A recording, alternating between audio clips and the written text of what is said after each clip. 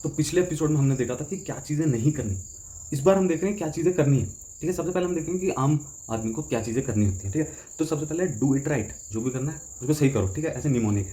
ठीक है, तो आर से क्या होता है, रीअश्योर करो।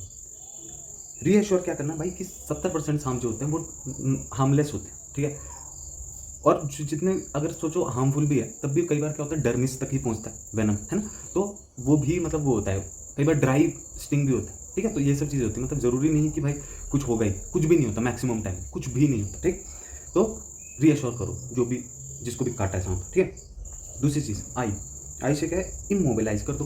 ठीक है, जो जहाँ पे भी काटा उसको इमोबिलाइज करो, वो हिलना नहीं चाहिए वो चीज़। ठीक है, तो हमने देखा था कि सदरलैंड मेथड से कैसे क्रैप बैंडेज बांधेंगे, है ना, कैसे उसमें एक रॉड सी या फिर कुछ भी स्ट्रेट सी चीज़ डालेंगे, फिर ऊपर से फिर क्रैप बैंडेज बांधेंगे। तो ये सदरलैंड मेथड है, टॉर्निके नहीं बांधना है।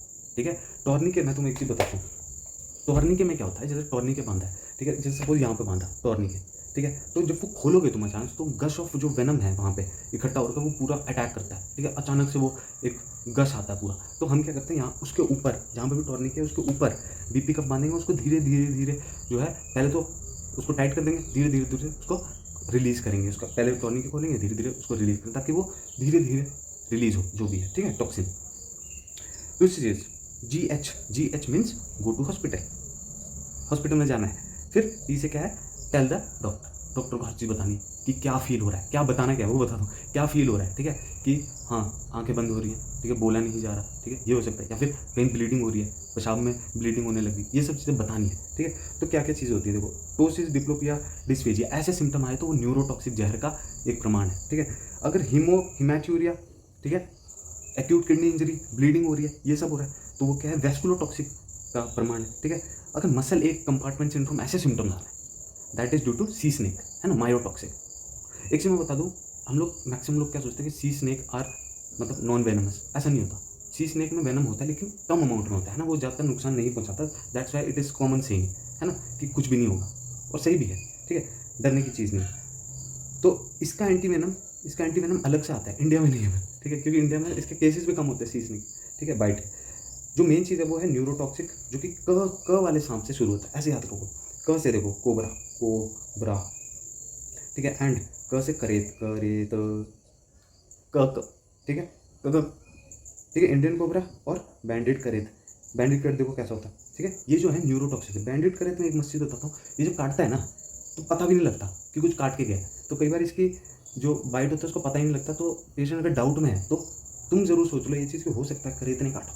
ठीक, वैस्कुलोटॉक्सिक की बात करें, हिमैट्यूरिया हो रहा है, एकेआई, एक्यूट किडनी इंजरी, है ना, ब्लीडिंग के सिम्टम्स हैं, तो वैस्कुलोटॉक्सिक सस्पेक्ट करेंगे, जो कि वाइपर कॉज करता है। V for viper, V for vasculotoxic. Myotoxic मैंने बताया सीजनिंग। हम देखेंगे एनएचएम की गाइडलाइंस, क्योंकि क्वेश्चन यहीं से आएगा और यही हमें फॉलो करनी होती है। ठीक है, क्वेश्चन भी यहीं से आएगा और डॉक्टर्स को भी यही फॉलो करनी होती है। एनएचएम की गाइडलाइंस में क्या बताता है देखते हैं। ठीक है, सस्पेक्टेड स्नेक बाइट, कोई भी स्नेक बाइट है सस्पेक्ट है अगर, तो ऑकल्ट बाइट मतलब पता ही नहीं लगा वहाँ पे, मतलब पेशेंट को पता नहीं काटा था या नहीं काटा था, सस्पेक्ट करो क्या, करेत। करेत क्या चीज़ होती है, न्यूरोटॉक्सिन है, तो वैसे मैनेज करो। ठीक है, ओवर्ट बाइट मतलब दिख रहा है बाइट। ठीक है, तो अगर वो एसिम्टोमेटिक है वैसे मैनेज करो, एंजाइटी, पैल्पिटेशन, वो सब पहले वो करो, है ना। अगर सिम्टोमेटिक आ रहा है, सिम्टोमेटिक में क्या हो सकता है, देखो हमने बात की ना करेत की ऊपर। ठीक है, तो वैसे पहले उसकी बात कर लेते हैं, क वालों की। ठीक है, क वालों की न्यूरोटॉक्सिक है, तो उसमें क्या मैंने बताया, टोसिस, डिप्लोपिया, है ना, डिस्फेजिया, पैरालिसिस, ये सब सिम्टम्स आएंगे। हमने क्या देना है, एंटी स्नेक वेनम देना है। एंटी स्नेक वेनम बोतल में डालना है, आईवी इन्फ्यूज करना है। ठीक, एएन ये क्या चीज़ है।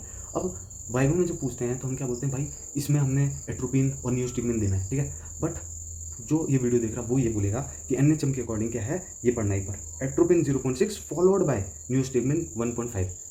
एट्रोपिन के बाद न्यूस्टिग्मिन जाएगा हमेशा, एट्रोपिन के बाद न्यूस्टिग्मिन जाएगा। डोज भी तुम्हें पता है कितनी ईजी है, 0.6 उसका डबल लगभग। ठीक है, 1.5 तुम्हें देना है। ठीक है, गुड टू गो।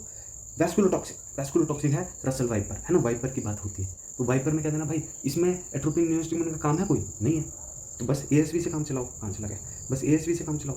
ठीक है, वाइपर है एएसवी से काम चलाओ। ठीक है, और मायोटॉक्सिक है तो एएसवी एक अलग आता है इनका। ठीक है, अलग आता है, इंडिया में नहीं है, तो इंडिया में सिम्टोमेटिक मैनेज करेंगे हम, और नॉर्मल एएसवी से। अब देखो रिवाइज करते हैं, तो हमने क्या देखा कि इमोबिलाइज करना है, रीअश्योर करके इमोबिलाइज करना है, वो था ना RIGST, गो टू हॉस्पिटल वगैरह वगैरह। उसको बिल्कुल चलने के लिए नहीं बोलना, बैठा के ही ले जाना है कहीं पे भी। ठीक है, सदरलैंड मेथड हमने देखा था। सिम्टम्स देखो, न्यूरोटॉक्सिक है, डिप्लोपिया दिखेगा, ठीक है, टोसिस दिखेगी, ये न्यूरोटॉक्सिक ऐसा दिख रहा है तो न्यूरोटॉक्सिसिटी जैसे मैनेज करना शुरू कर दो, ठीक है। अगर तुम हीमोटॉक्सिक जैसा दिख रहा है, जैसे कि ब्लीडिंग हो रही है, ठीक है, कीमोसिस हो रही है, ब्लीडिंग, हेमरेज, ये सब, व्हाट इज इट, वैस्कुलोटॉक्सिक, ठीक। ये है एडिमा होता है, ठीक है, लोकलाइज एरिया में, ये सब चीज़ें, वाइट मार्क्स हैं ये, इसको देखो, ठीक है।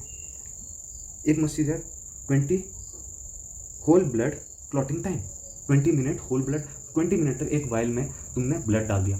ब्लड नॉर्मली क्या होना चाहिए, क्लॉट हो जाना चाहिए 20 मिनट में, है ना, सख्त हो जाना चाहिए था वो, पर अगर वो तब भी लिक्विड ही है, तब भी वो ऐसे हिल रहा है, दैट मीन्स हीमोटॉक्सिक जहर था, उसने उसको क्लॉट होने नहीं दिया, तो हीमोटॉक्सिक तुम्हें कंफर्म हो गया।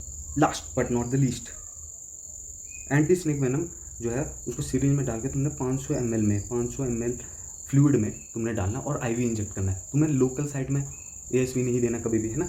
10 वायल्स यूज़ करने, देखो कैसे, 500 ml कैसे, 100 ml डिस्टिल वाटर होना चाहिए उसमें और 400 ml सैलाइन होना चाहिए, मिक्स कर दो, ऊपर से क्या 10 वायल किसके डाल दो, एंटी स्नेक वेनम। सही था ना, यही चीज़ फॉलो करनी है।